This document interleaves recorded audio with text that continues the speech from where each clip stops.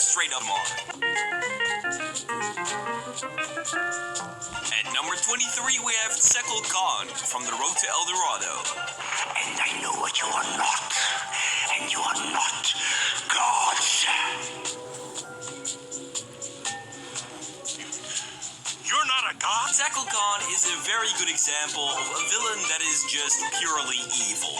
The entire movie just wants to sacrifice people, and that's basically it. It's just so funny how every chance he gets, he tries to just sacrifice a dude. Also, the whole Jaguar bit was pretty epic. It was pretty crazy. At number 22, we have Mrs. Tweedy from Chicken Run.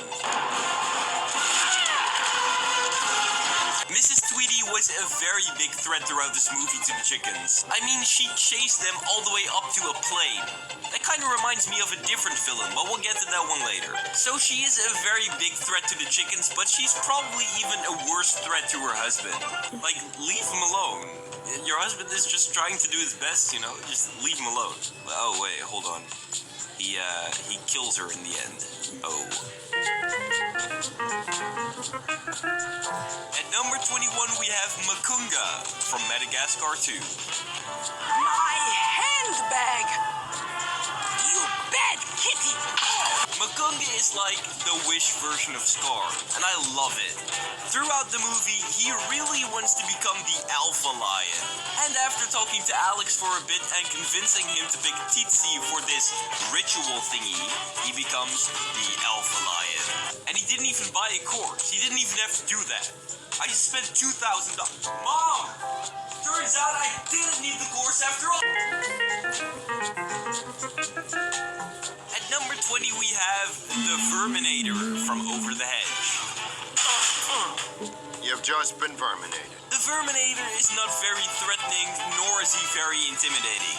But the Verminator wins the award for funniest DreamWorks villain of all time. Whoa, let's go. That's my boy.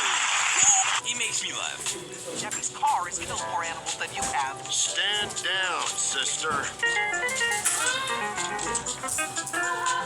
At number 19, we have Professor Poopy Pants from the movie Captain Underpants. Get an ice cream sandwich? Just scram, okay? We're closed for Ebola. Professor Poopy Pants is a very fun villain, and he's also very based. I present to you the Professor Poopy Pants based compilation. Sir. Yes? I love it. Oh, look at this. We got a grade A suck up. Good to know. It's a cage now. Why? Because I hate laughter and children, and I've got a cage in a briefcase.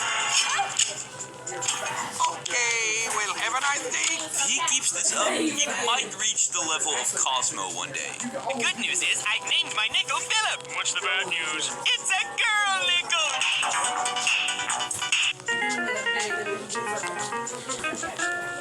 At number 18, we have Humpty Dumpty from the movie Puss in Boots.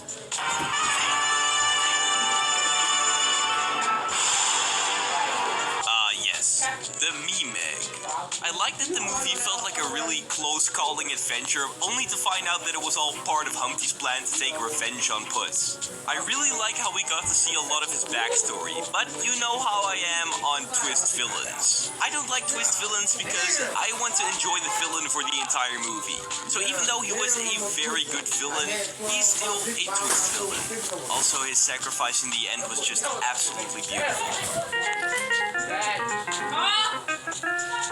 At number 17, we have Goldie and the Bears from Puss in Boots 2. Just give us the map. And throw in a dozen points. Eh? Ooh, have you got any savoury parts? Yeah, what flavours you got? No.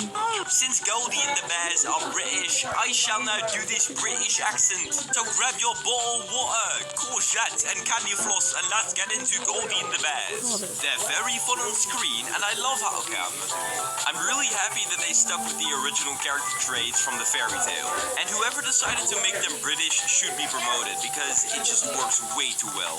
But I'm not quite sure if they're really villains, since they don't do anything that's that villainous. I don't know. Leave a comment below on what you think. So they may not be villains, but these two definitely are. We'll get to those two later. At number 16, we have Drago Bloodfist from the movie How to Train Your Dragon 2. He screams a lot. Drago was a pretty intimidating villain. I mean, he wanted to build an army of dragons. That's freaking terrifying. But he didn't plan it very well. He is only intimidating when it comes to pure strength. Otherwise, he is just a caveman brain. But he gets some bonus points for this scene.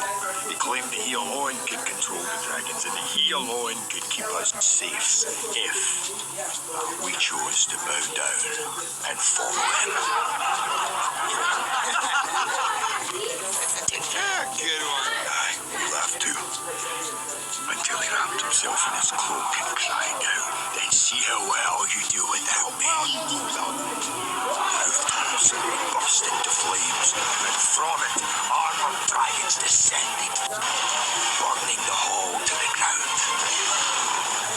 I was the only one to escape. At number 15, we have General Mandible from the movie Ends. You're crazy. I believe history will see things differently. General Mandible kind of reminds me of a certain individual that failed art school, because General Mandible was so extremely manipulative. General Mandible wanted to get rid of all of the weaklings in the colony, so he gathered all of the strong soldiers and then he convinced the workers to build a tunnel that eventually flooded all of them. Unfortunately for my main man Mandible, this did not work out and he eventually fell to his death. Did I mention that he's also the first DreamWorks villain ever? So everyone just give him a hand. Give him a hand, let's go. Let's go, give it up for Mr.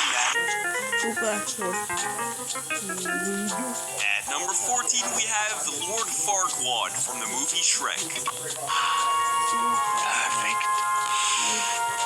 Lord Farquaad was the first ever DreamWorks villain meme. You know, the E meme, which has been dead for like 4 years now.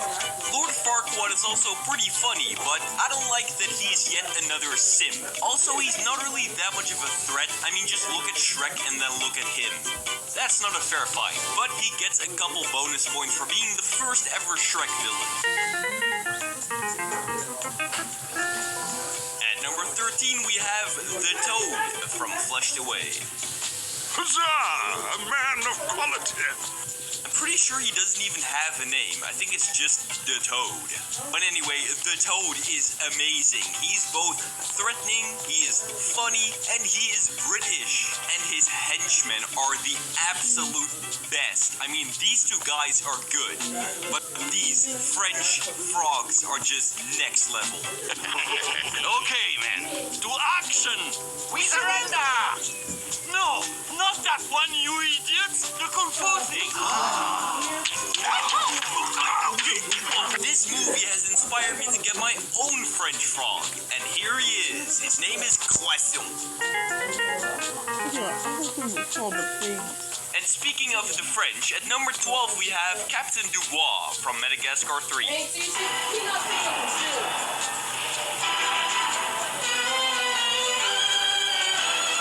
She is such a threatening villain throughout this movie. She has so many abilities. If I was Alex, I would be shitting myself. I think that we can all agree that the French are very scary. At number 11, we have Grimmel the Grizzly from How to Train Your Dragon 3. A fighting spirit. I love it. Only, I'm afraid you're mistaken. You've never seen anything like me. Grimmel is not a beefy guy like Drago, but he's still very much a threat because he's a bit of a smart boy.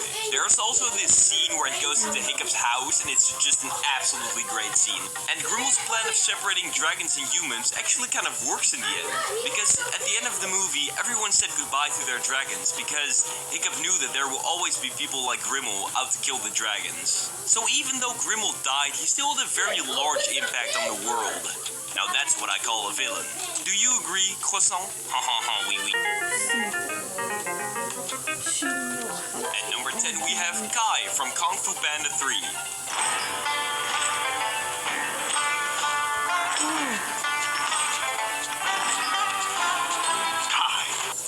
theme song goes very hard.